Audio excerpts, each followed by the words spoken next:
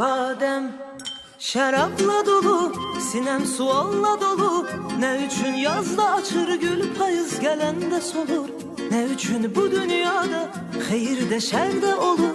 Bir ömür şen olanda o bir ömür qəmli olur. Badem şərabla dolu, sinem sualla dolu.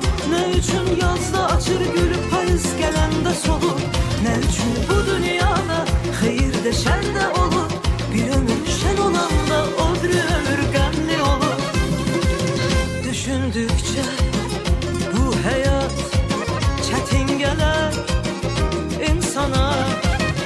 Bu hayat asan gelir düşüncesiz yaşayana. Bu hayat asan gelir düşüncesiz yaşayana. Birisi hoşbəxtli var dövlətdə görür, o biri aşık olup sevgi məhəbbətdə görür.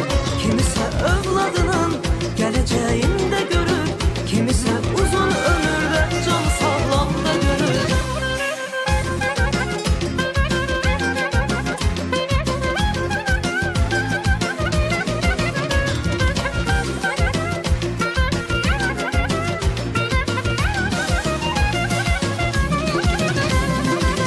Düşündükçe bu hayat çetin gelir insana.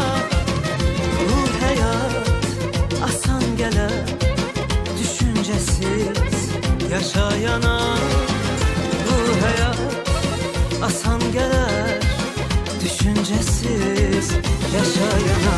Eğer ilk məhəbbətdə axır ayrılır,